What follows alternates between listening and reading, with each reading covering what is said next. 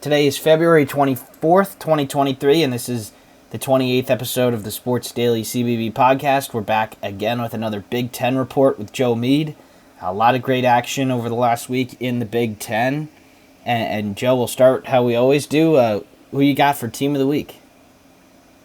So it's more of an overarching theme for our episode today. It's the three teams that are on maybe the right side, maybe the wrong side, depending on where you get your bracketology of the bubbles. That would be the Wisconsin Badgers, the Penn State Nittany Lions, and my Michigan Wolverines. So let's start out with Wisconsin. Obviously, they dropped a tough one since we last talked on Friday, on Saturday against Rutgers, a 1 point loss at home. And one thing Sean and I touched on was in the Big Ten, besides when you play maybe Purdue at home, when you play any other team at home, especially when you're on the bubble and especially late in February, you got to win those games. And against on Tuesday against Iowa, they had a little bit of adversity. Steven Crow getting 2 fouls early, only ended up clocking in for 12 minutes.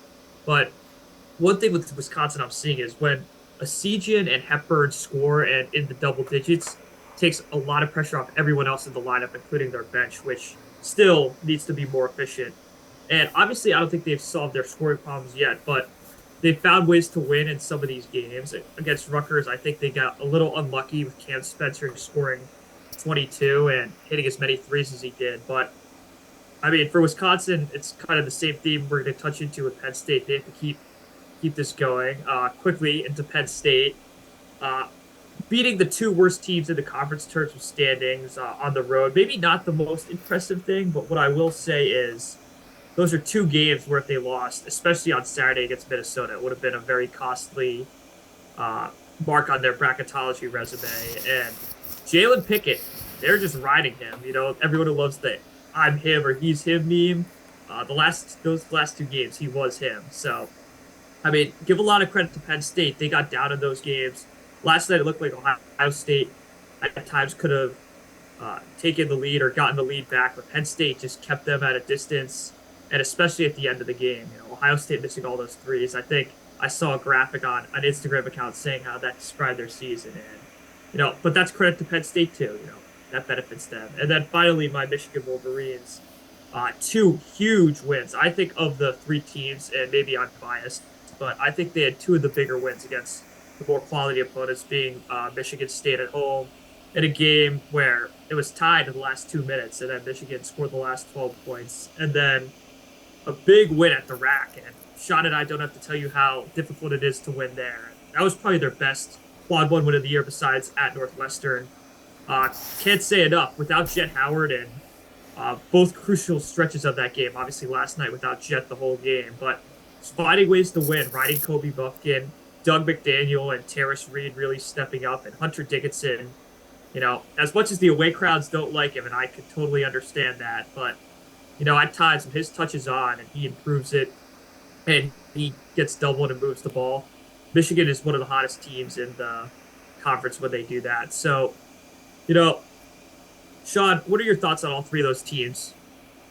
Yeah, well, with Wisconsin, they'll be right in the bubble talk, so I'll save it for them. They're really inconsistent. They really needed one of those wins, and they got it.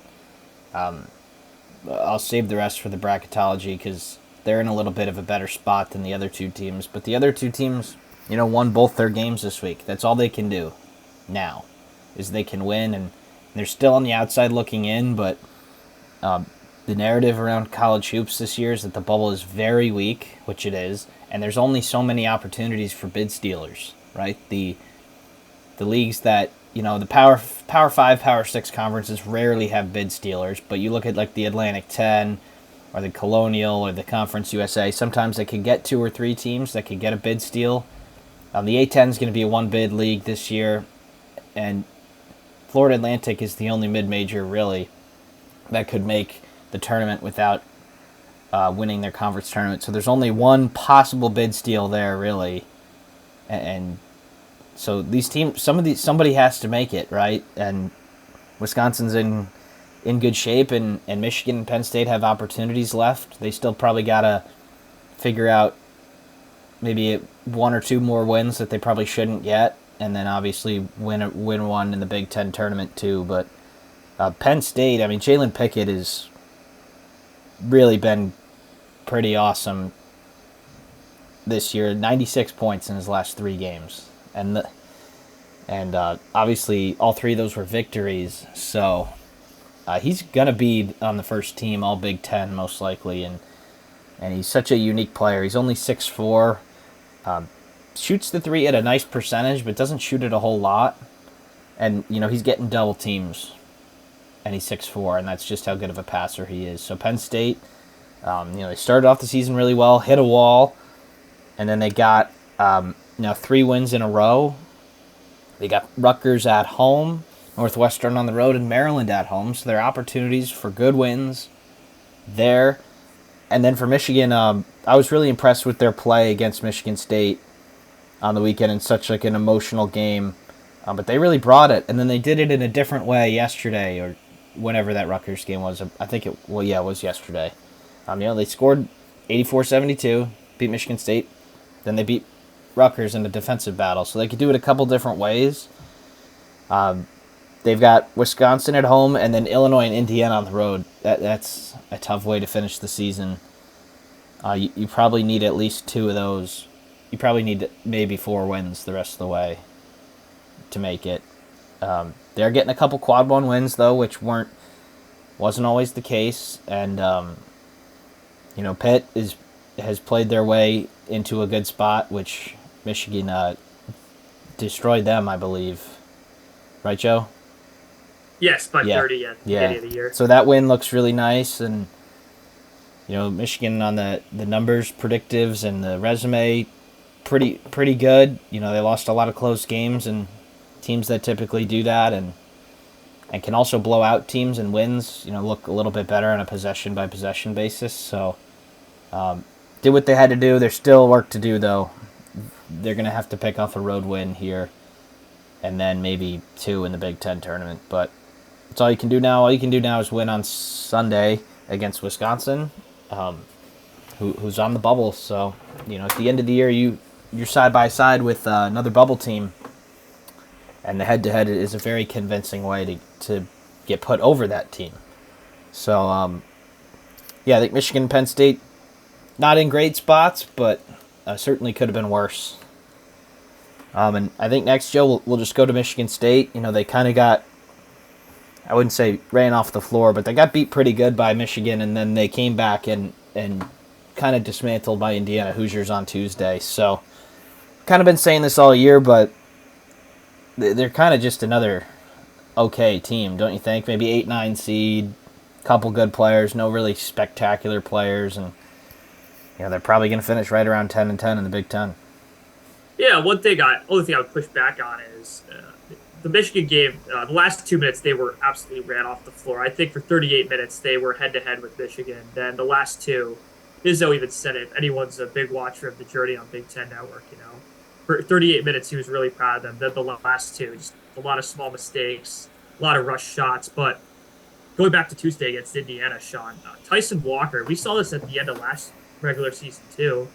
When he's confident shooting threes, that's a game changer. Indiana, probably 4 or 5 minutes left in the half.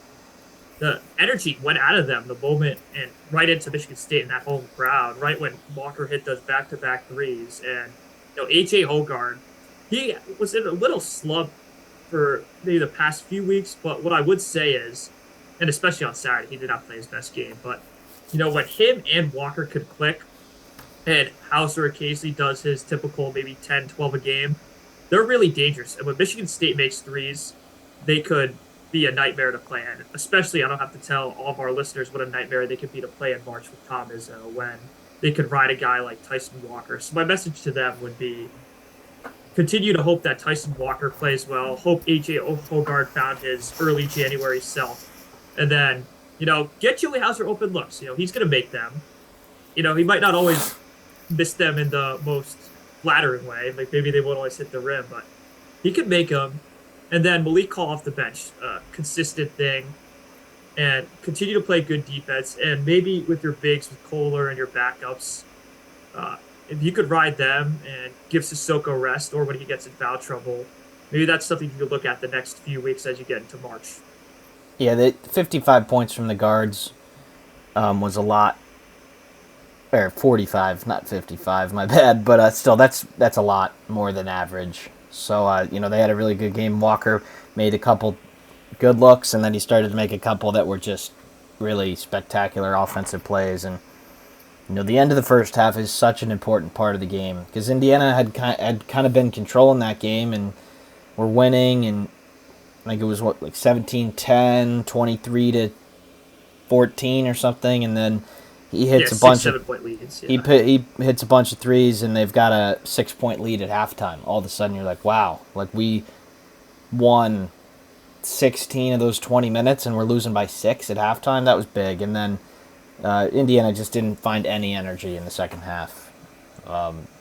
They look tired. They've looked tired for a while now, and they really haven't played that good at basketball since maybe the first half of the Rutgers game. So I agree with you on Michigan State, though. They'll probably be an 8 or 9 seed.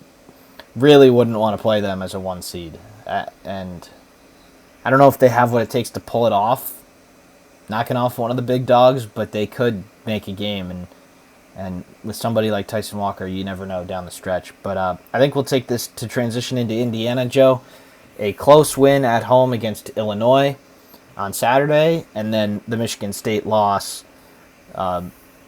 Obviously, I have my thoughts on Indiana. I think they're just kind of just struggling to put together an entire game. Good stretches, and they look a little tired though, and they haven't been playing great. But it's in a 5-game stretch here of 4 away games, and they got one of the away games against Michigan. They got the home game against Illinois. So I think it's just time to, just put up a good effort tomorrow against Purdue.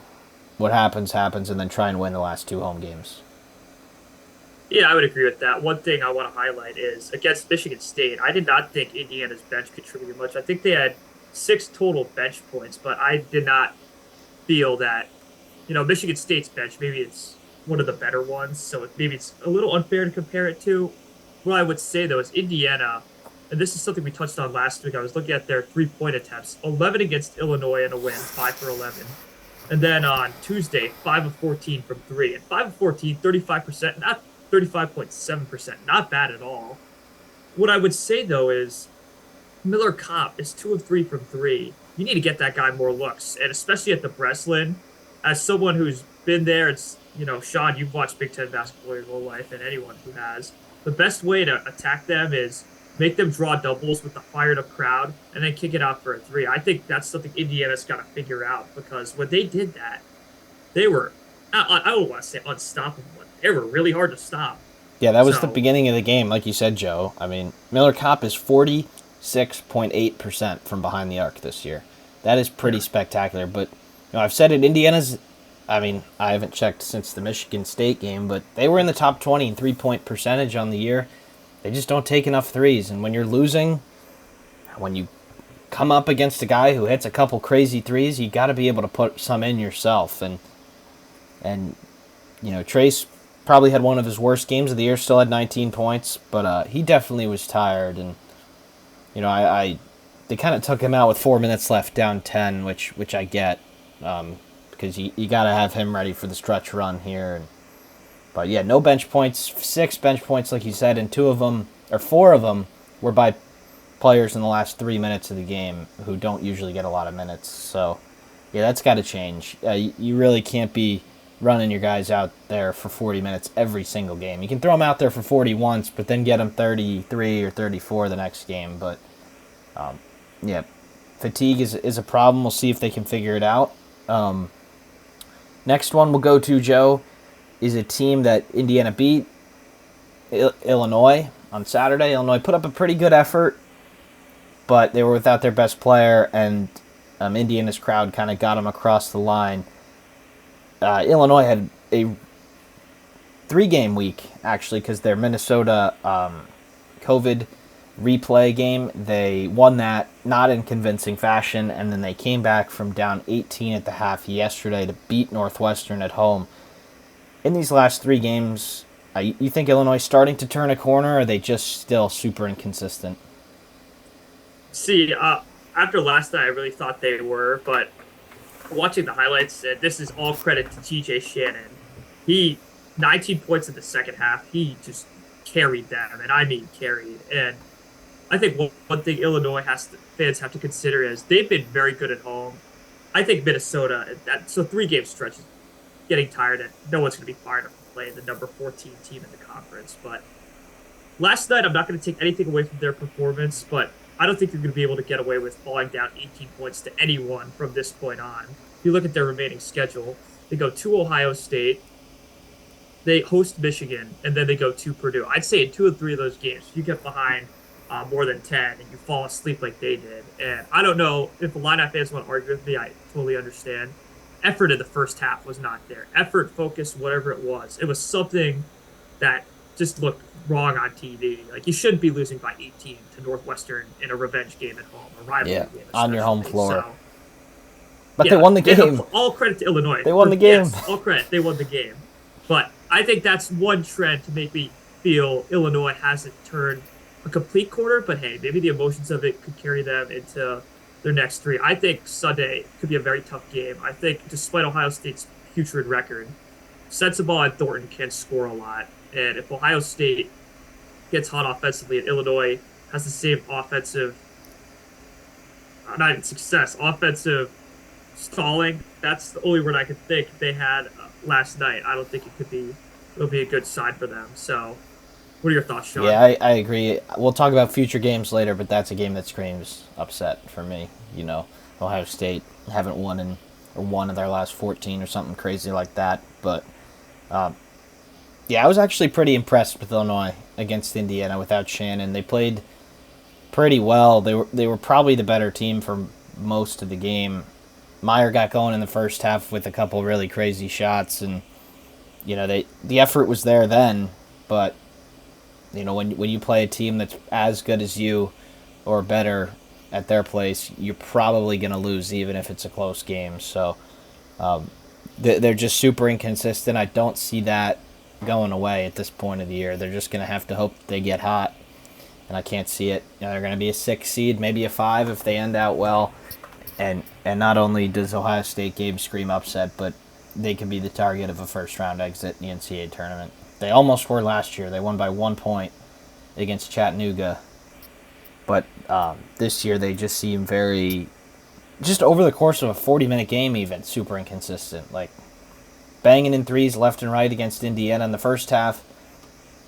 Don't really show up effort-wise second half, and then the opposite in the Northwestern game. So they won this one at home. Big comeback. Maybe it turns something around here, but they got an Ohio State team at their place. They're going to host a desperate Michigan team that will play hard, and they go to Purdue. So tough end of the year for Illinois. I don't like. Indiana's been a bubble team a lot recently, but I don't like playing bubble teams at the end of the year just because you might get a little bit of a spirited effort or something like that. When people are desperate, teams can really play awesome. And Illinois was the victim of that last year when Indiana beat them in the Big Ten tournament. So Illinois is just going to watch for seeding. Still could be anywhere from a 2 to maybe an 8. And, not really impressed. 2 if they win out, right, Sean? Yeah. Well, yeah. Yeah. But the next team will go to, Joe, the team that they just beat yesterday. That's Northwestern. Solo second in the Big Ten right now at 11-6. They've had they kind of blew out Iowa on Sunday. Fran got ejected, which was awesome. And then they had a lead and then lost it. They were supposed to lose this game, but in that fashion, maybe it's not so great. They did have a big lead against Indiana and were very close to blowing that. So Northwestern, are you a little bit worried for them? They're still playing well, but are you worried that they're going to come down to earth a little bit, or are they actually this good? I think they're actually this good. I think, if you're a Northwestern fan, so they've won 5 of their last 6 in a stretch where you go to the Kohl Center, go to Columbus, host the number 1 team in the country, host Indiana, host the one of the best offensive teams in the Big Ten, and then go to your rival Illinois. If you said they'd win 5 of 6 to their fans, they would have taken 4 of 6 probably. Yeah, and I would even argue, we're not going to maybe touch on future games way too much at this segment, but they go to Maryland on Sunday. That's a big game, and Maryland's been great at home. If you lose that, I wouldn't even be that worried. I think you've beaten 5 I think he won 5 really tough games. Even Ohio State might not be a good team, but winning there is not easy by any stretch of the imagination. And last night, Boo Buie scored 35 points. I'm not going to lie to you. I didn't love the play they drew up. I don't know if that was exactly what they were supposed to do. I think Bowie should get the last shot, but it seemed at the end, Coleman Hawkins tracked him down and just, you know, all he did was stay put. Some people thought it was foul. I personally did not think that. Regardless, Bowie had a great game. Audige, we've picked on him at times. He's been pretty good of late, but last night was not it. I assume he gets going. I've always given him the benefit of the doubt because he usually after an off game or two gets it going. And, if they get more from Barnheiser or these other guys could contribute like Nicholson, I think they'll be right back to where they were. I think they were bound to lose one. And, like we said last week, certainly not in the conference title hunt anymore. I think Purdue has that all but wrapped up. And if they win tomorrow, correct me if I'm wrong, do they at least get a share, right? Yeah, so Purdue would only have, or they only have 3 games left, and they're up by 2 games. So yeah, that would make sense that they would get at least a share. Yeah, but for Northwestern, you've had a great season so far. Your future games, none of them, if you lose them, are going to be costly. So I think at this point, you're in a similar position to Illinois, not in terms of how you're playing, but in terms of now you're just looking at seeding. But, no reason to hit the panic button at all. And I was reading some of their forums, some of their sections. Maybe that's not the most indicative thing, but from everything I saw, most people were upset about the result, but not about the big picture. So. Yeah, they just got to be careful that they don't get sucked into like the 6th seed in the Big Ten tournament, I think. Because they are ahead. They still are after yesterday's loss. But, you look at the teams that are below them that could, if they tie them, Michigan would have the tiebreaker over Northwestern as Michigan swept them.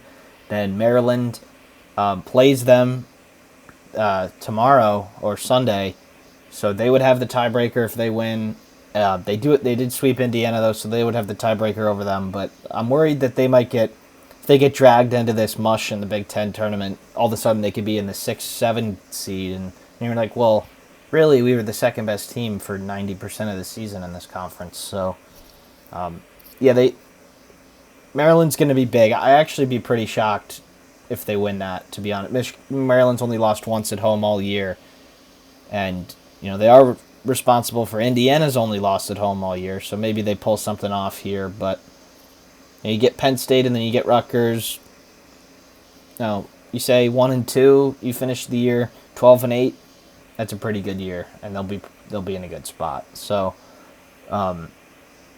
still good. Boo Buie, great game, but somebody else has got to help him out because he can't do it all by himself. So, we've touched on a lot of these teams here, Joe. Why don't we go to Maryland and then get to any of the other teams if you want. So Maryland, like I just said, 1 loss at home all year. That was to UCLA. They're 19-9 and 10-7 in the conference.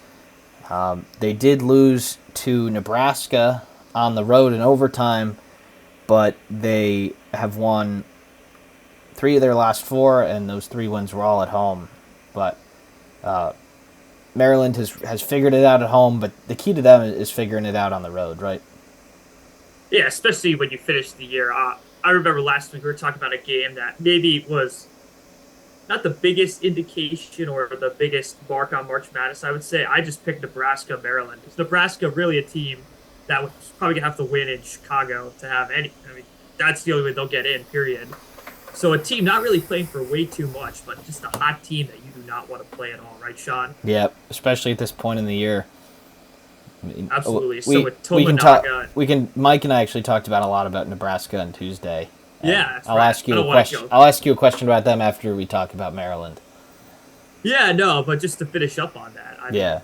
Maryland, regardless, does have to figure this out on the road. I think their road record is 2-7, and in the Big Ten, I believe they've only won. I think one of their wins on the road was Louisville too, who was 4-24. Yeah. So their 2 wins on the road all year have been at Minnesota and at Louisville. So far from impressive for Maryland. Evidently, as Sean pointed out, extremely good at home. Not that I'm a betting man, but betting Maryland at home is not the worst idea. No. There are worse betting ideas that I've heard in the last few weeks. But, that road issue, they're going to have to figure out or pay a dearly price in terms of their Chicago, how nice their Chicago trip may be. They finished the year at Ohio State and at Penn State. two teams, Ohio State especially, not fun to play at the road there, especially in games where they scream upset at home because Ohio State could score. And if Maryland has trouble scoring, if Hart can't generate offensive self, they're going to have to rely a lot on Young and Reese. And, you know, having to rely on those guys so much for the year, they're bound to not show up at times, which is completely understandable. Then at Penn State, that screams lost to me. Penn State's going to be still be on the bubble at that point. So On the last day we of the don't need to go season, too much too. into future games. Yeah, that too. So Maryland, I think winning Sunday is going to be great. I'll get you another nice. It'd probably be quad two, but if Northwestern keeps winning, maybe that's quad one. Regardless, you have to figure out these road issues. I don't know whether it's running different sets, whether it's a mindset thing. You have to do an exorcism of sorts. I don't know, but my advice to you would be use this next week to figure that out. So Northwestern now at home is a quad two game. Mm-hmm. So that's still, Maryland will take all the wins that they can get, but yeah, it's just night and day. Different. It's a different team on the floor. They play tougher. They play more physical at home. They just do. They just bullied Indiana right down their throats, and that's not that would not have happened anywhere else. To note, though, they are 2-0 in neutral games this year. Way back in November at the Hall of Fame tip-off in the state that I'm currently in, Connecticut, they crushed a St. Louis team that was supposed to be good, and they crushed a Miami team who is at the top of the ACC right now. So neutral-wise, maybe they're a little bit better than they are on the road, but that was a big thing in the bracket reveal. I thought, Joe, is we can go on just a little bit of a thought here, is that they really took pride, or not pride, but they gave a lot of credit for winning true road games more so than maybe a neutral game that they have in the past. Absolutely. And Sean, one thing I guess to finish your thought was, I was asked at the watch party I was at last night at the bar, would you rather have quad one wins at home or on the road? And with what you just said, I would rather have 3 quad one wins on the road versus 4 at home, right? Because the heavy emphasis I'm seeing put on it constantly from the committee. So Yeah, I think that's one of the reasons why Indiana was in the 4 seed spot, which I didn't expect, but they noted the they have road wins, and not only road wins, but 2 Quadrant 1A road wins, which would be Xavier in November, who has turned out to be a really talented team, and then Illinois in the Big Ten. So, obviously neutral games in the NCAA tournament are different, but it's not gonna be tougher than that on the road in a Quadrant 1 game, but you can even push that to a Quadrant 1A. And Indiana will get another chance tomorrow against Purdue. I don't see that going very well for the Hoosiers, but you do never know. They were a wide open 3 ball away from winning there last year. But we'll go back to your Michigan for a second, Joe. Your Michigan Wolverines, 2 Quadrant 1A opportunities on the road after picking up a Quadrant 1A win against Rutgers. So Quadrant 1A, all of a sudden Michigan is 2-3 in Quad 1A games. That's pretty good. Now 3-10 in Quad 1 isn't so good, but the top elite wins clearly matter to the committee. That was one of my biggest takeaways from the reveal. But absolutely. Yeah, go ahead. Yeah, did you want to go into Michigan, or do you think we touched enough on them? Yeah, I think we touched enough on them. They're not Yeah. quite on the bubble yet, but they're close. I did do their numbers today, and they're still a little bit far away. But you got teams like Texas Tech on the bubble, so maybe one of those Quad 1A wins on the road gets Michigan right there in the conversation. And you do never know. They got the Big Ten wins. They're gonna finish at least 500. And if they win these games that we're talking about, they're going to be 12-8. So that's a really good record in this Big Ten this year, especially if you are a team that is had a tough schedule like Michigan. But any other teams that you really want to touch on here, Joe? We'll save Wisconsin for bracketology, but Actually, I asked that Nebraska question. So Mike and I talked about Nebraska on Wednesday.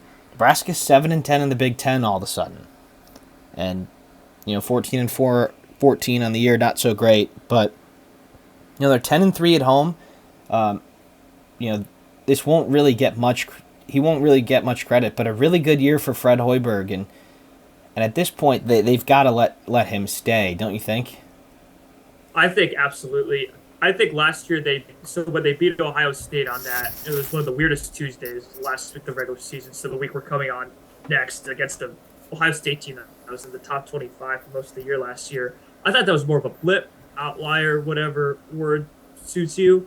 This year they've really put it together. Ever since they played at Michigan, make sure I'm seeing this correctly, they've won 3 straight games. At the rack And too. yeah, one at the rack. And to finish the year, they probably beat Minnesota, home game against Michigan State, and then away game at Iowa. Winning 2 of those 3 might not sound as unreasonable as it would have sounded a month ago. I think they'll definitely beat Minnesota. Yeah, we talked about it that even if they just go 8-12, there is a legit pathway to an NCAA tournament bid when you go 8-12 in the conference. Now you got to win a couple non-conference games, and you can't drop any bad ones, which they of course have. But that's a really big improvement from Nebraska, I think. And Indiana got them early in the year and at home and without Sam Griesel, and they won pretty easily. But they didn't have to go there this year. But the couple times I've watched Nebraska, I watched them against Rutgers, and I thought they really took it to them, and that doesn't ever happen to Rutgers at the rack. And it's back-to-back losses for them at home, Rutgers. But it's almost unheard of. Yeah. But I've just been super impressed with Nebraska, and I think they deserve a little bit of credit. And we're talking about Big Ten tournament seeding. They look like they'll be in the 12, but if they go 2 out of 3, they might find themselves in the jumble all of a sudden, and could get as high as like 8th or 9th. So Nebraska obviously finishing off really strong, but I think they deserve to be talked about a little bit. And Rutgers struggling, back-to-back losses at home, like we said. And I think we've talked about all the relevant teams, Joe, except for Iowa. Tough week for the Hawkeyes. They lost 2 road games, and they have 2 home games the rest of the way, and they go to Indiana. Any thoughts on the Hawkeyes before we go into bracketology? Yeah, one thing I would say about Iowa, and it was on a similar level, but I would never thought I would be saying this for Iowa in terms of scoring on the road. It seems the last 2 games, 60 and 52 on the road. Wisconsin, I completely understand due to their style, but that's got to be a little unsettling for Hawkeye fans, I would imagine. Now, if tomorrow at noon against Michigan State, they come in and Chris. Oh, I'm so sorry. Keegan's in the NBA, but I'm so sorry. They need to leave Iowa. They need it. Unless you're an Iowa fan, I think none of the conference would care if both those players went to the NBA forever. Okay, but regardless, that would not stun me if they just came out hot, because that's the kind of team they are. Now tomorrow, Michigan State's defense and pressure and all the defensive sets Izzo will draw up at halftime. If that starts to affect Iowa, I'm not saying maybe hit the major panic button, but I would be a little uneasy. They haven't really looked good, and when your defense is what it is, it's not the most settling trend going into the Big Ten tournament in March. And, wavering into March for a program under Fran McCaffery that's historically been known to be upset prone is not a great trend. And that's pretty much my message. You got to reverse this trend. And you have Michigan State at Indiana, Nebraska. Those are 3 teams that, I could say this about Iowa. I could see them winning all 3 of those games, and I could also see them losing all 3 of those games, depending on how their offense goes. And that's the story of how Iowa basketball under McCaffery. How your offense goes is how far you go. Yeah, they're 9th in the country in offense, but 151st in defense. That is about just a little bit better than half of all the 363 Division I teams. So they're just not good at defense. It's hard to go on a run without good defense. We see it with Xavier.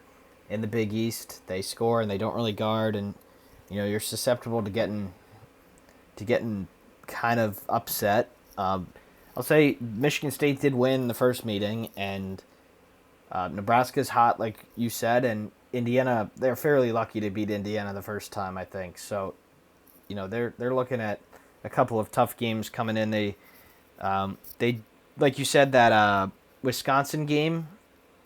I'm on the wrong page here. That Wisconsin game, they got up. They only put in 52 points, but they did get 62 shots and 13 free throws.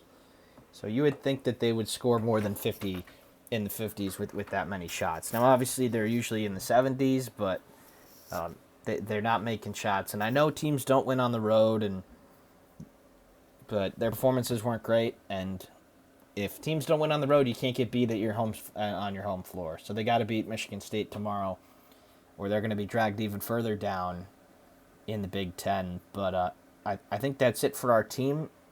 Our team by team breakdown. Yeah, Sean, real quick, want to just talk about Purdue? I'll just touch on it real quick.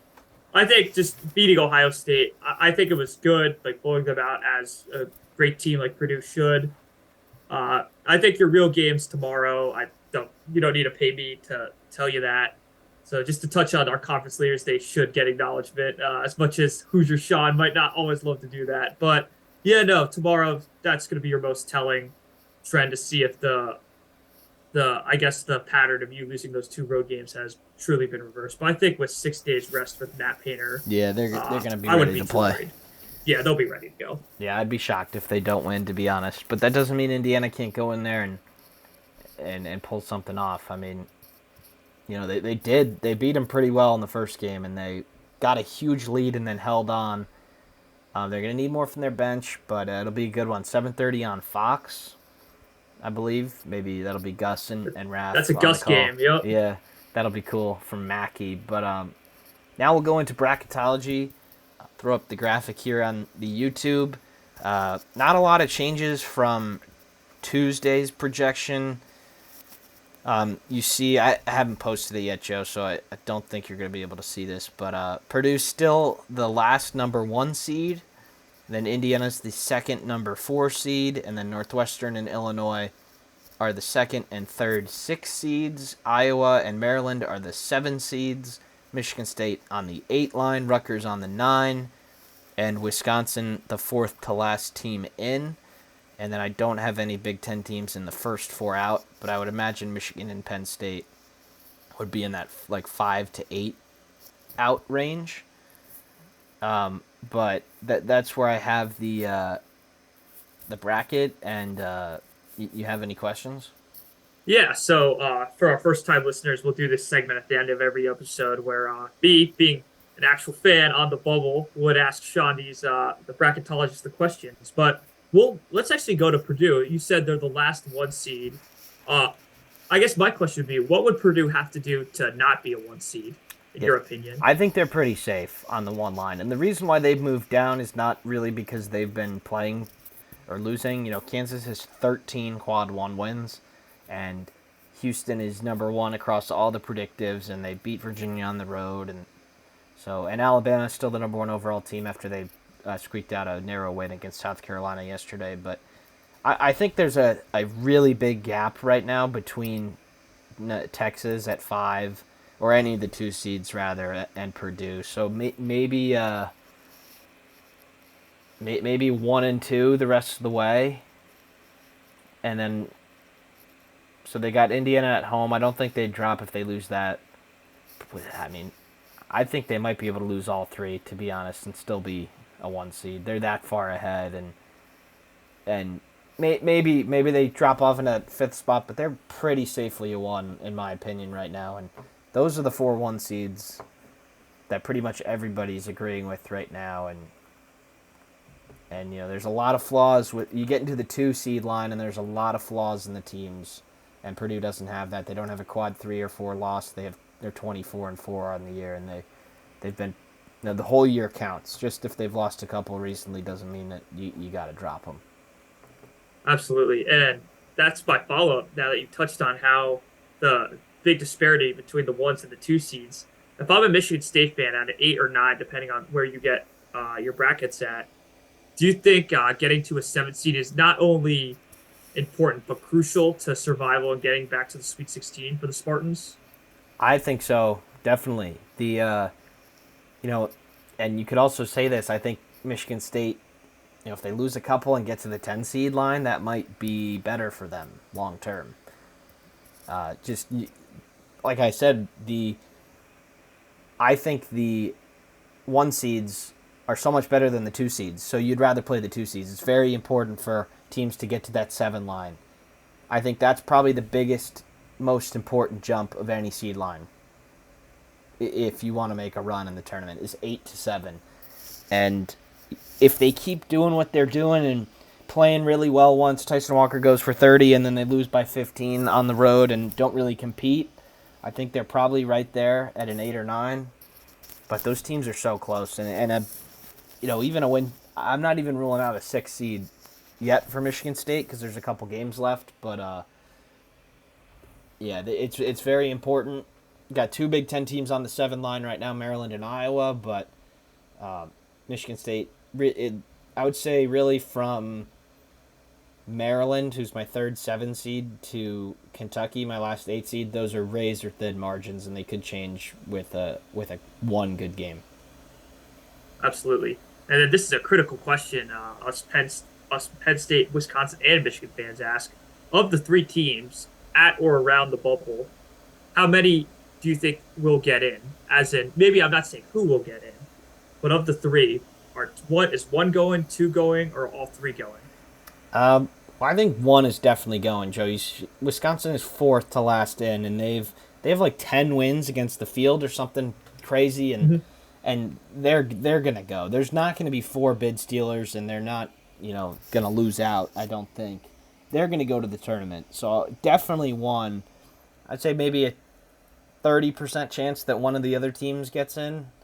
It's definitely unlikely right now that it'll be 2, but certainly crazier things have happened in the Big Ten, and I don't see both. I don't see all 3 getting in because they might play each other in the Big Ten tournament or something. But yeah, Wisconsin like 95% going, unless they lose out probably.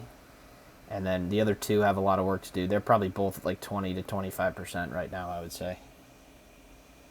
And then our last question, Sean. This is a situation. Thankfully, I thought Michigan could have been in last year. Thankfully, they weren't at hindsight. But you've been in, and I can remind you of the year 2019. Will we get a day in the Big Ten tournament or a matchup similar to what Indiana Ohio State was in 2019, where it's strictly if you win, you're in. You lose, I hope you enjoy the NIT. Do you think that's possible with the standings? Maybe that's not strictly bracketology. With the standings, do you think we could get a game where maybe Penn State plays Michigan or Michigan plays Wisconsin? Winner goes, losers NIT. Do you think that's possible? I think it's possible. I think it may be a little bit unlikely, but I don't think anything will ever get to that point. I think it was our junior year of high school, Joe, when it was truly a play-in game, and everybody was kind of hyping that up. Like, if Michigan plays Wisconsin or something, then I don't think Wisconsin, they lose and they're going to the NIT. I think the only way that happens is if Penn State and Michigan both play really well down the stretch and meet in the Big Ten tournament, which I don't think will happen, because if they play well enough, then they'll probably avoid, or at least Michigan will be too high. They'll be high enough to avoid Penn State. So I think it's really unlikely. It was a noon tip. I hate noon tips in the Big Ten tournament. Indiana, we hate the Michigan, 8-9 game. If you're listening to the Big Ten, 8-9 game is not it. Especially because last year, Joe, when Indiana and Michigan played, it was 11:30 tip Eastern time, and the game was over, and I still had to go to class in the afternoon. But hopefully. Well, at least you won. I had to go to class when we lost. Yeah, but hopefully our teams avoid that. I think they're both in solid position to avoid that right now, but you never know in the Big Ten. But Big Ten tournament might not be the most interesting of all the conference tournaments because the hierarchy of the teams is pretty solid. I think you got your alpha dog, and then you got Maryland, Northwestern, IU, who are probably 2, 3, 4, and then you got the teams that are super inconsistent from 5 to 11. So maybe one of those teams gets hot, but I think it's pretty unlikely. If you had told me, I think there's a good chance that the last 4 in the Big Ten tournament are going to be the people who finish in the top 4 in the standings, but you never know. Absolutely. And quick standings update. Do you want to do that before we finish, Sean? Sure. Yeah, I did not prepare a standings graphic, but All good. We can read it off. you could just read it off. Yeah. So Purdue, put my word on this. They're winning the conference 13-4 at first. In second, Northwestern's 11-6. But keep in mind, they do play at Maryland on Sunday, so they're a loss away from having this be the standings tied for second if everyone else wins, which is going to be pretty tough. But Maryland tied for third right now, 10-7, with Indiana, Illinois, Michigan, and Michigan State. Interestingly, 9-7. So Maryland, Indiana, Illinois, and Michigan are tied for third right now. Michigan State, I don't know the deal with the Minnesota game. I completely understand why it was canceled. I don't know the rescheduling on that. I'd probably have to ask some of my friends at Michigan State to see what the inside info is on that. But they might go off win percentage then. In that case, Michigan State's right up there with anywhere from a 2 to a 3 seed. Then Iowa, Rutgers, a game out of the teams we just talked about. So, unshockingly, we've said a month and a half ago, oh, wow, the standings are really, really tight. They're still really, really tight. It's not unreasonable to think if Iowa or Rutgers wins out, they can't be the 2 seed going all the way from the 8-9 to a 2. There's a 2-game difference between second and ninth. 17 games into the season. That's pretty crazy. Yeah, so, and like Sean said, this Big Ten tournament, it has a hierarchy, but keep in mind, the teams that could get hot, if they get hot, they could easily beat those teams and even Purdue at the top. We've seen it happen plenty of tournaments before, and let alone this season. So definitely a lot of basketball to be played. We thought, and if you're discouraged, if you're a Penn State or Michigan fan, we thought Michigan was all but left for dead last week, but they picked up 2 huge wins, and maybe if Michigan State keeps winning, they picked up 2 quad 1 wins. And if you're Penn State, you won 2 very tough road games that Penn State basketball in the past probably would not have won. I'll just say it under they tripled Patrick Chambers. They tripled their road wins total on the year this week. They went from 1 to 3.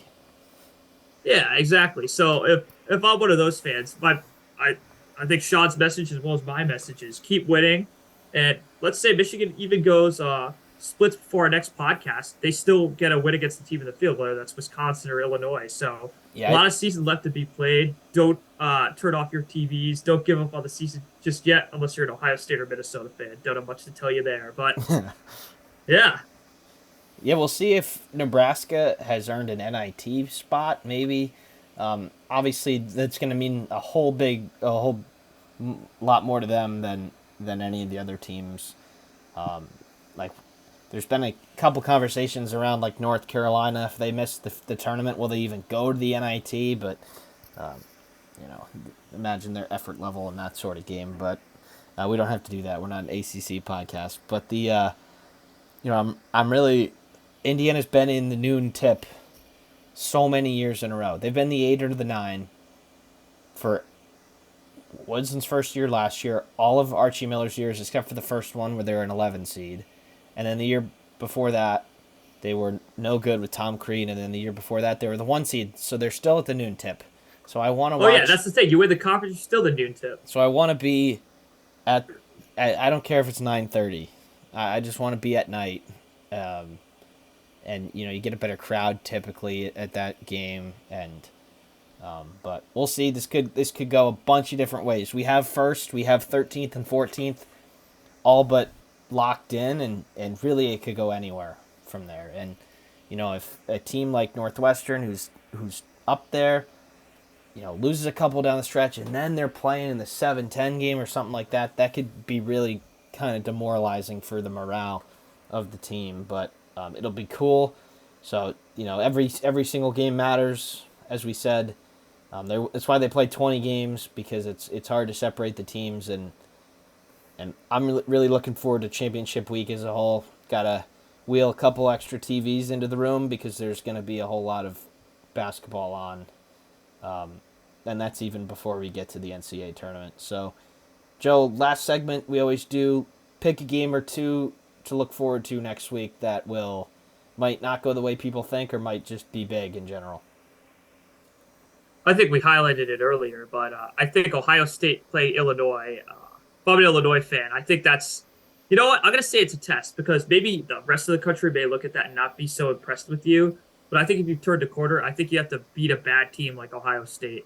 Maybe not handily, just beat them, be the better team than them. That doesn't mean win by one when you're the worst team. I think just beat them in all facets of the game. That's what I would look at. Illinois did get them earlier in the year, 69-60. So just note that, and then you can keep going. Yeah, and then another one too is I'm going to highlight this one. I'm going to say Purdue at Wisconsin on Thursday. I think the Kohl Center is an extremely difficult arena to play in. The style Wisconsin plays, no team will openly admit to liking that style, unless maybe you're Rutgers or a team that has a similar philosophy. But I think if you want to remove all doubt, win that game on Thursday. And I think that game's going to be very close. I think Wisconsin's going to have a big crowd. 8 p.m. local tip, 9 p.m. Eastern on FS1 on a Thursday night. So if I'm a Badger fan and Madison or in the vicinity, I would definitely roll up to this game and be loud, do what you got to do, because I think if you guys win that game, you remove all doubt whether you're in the tournament. Maybe that guarantees you a first round bye. You don't have to make the beautiful trip to beautiful Dayton, Ohio. So what do you think, Sean? There's a couple that I'm going through here that are big. I'm gonna highlight two. Michigan State at Nebraska on Tuesday. That game might decide a seed line for Michigan State. Only 3 teams have won at Nebraska this year, and that Creighton didn't. Teams didn't. So Michigan State, that could be a seed line game for Michigan State. They're still safe, and they're gonna go to the tournament, but that could be a big one there. And then also on Thursday, Joe, Rutgers at Minnesota on FS1 right before Purdue, Wisconsin. That's a big game for Rutgers. Rutgers is 17-11 on the season. That is kind of not as good as you would think it was if you weren't like a super fan. So, like we said, they dropped a couple at home. They did get one at Wisconsin. They got a tough one at Penn State on the weekend. But you got 2 road games now, and if you lose both, you're 17-13. And that might drag you really close to the bubble when they've played in the top 25 for most of the season. So this could kind of be the start of something not so great for Rutgers if they drop these road games, because Minnesota, they crushed Minnesota the first time. So usually when that happens, the teams have a little bit more pride the second time around, and so I'm going to be watching that one, making sure that Rutgers just play hard and win the game. But it's a great week in the Big Ten. We'll get a little bit closer next week. But that's all we have for you today. Thanks for tuning in to the Big Ten Report on either YouTube or Spotify. Be sure to check out the content, sportsdailymedianetwork.com. Thanks for tuning in. We'll see you next time.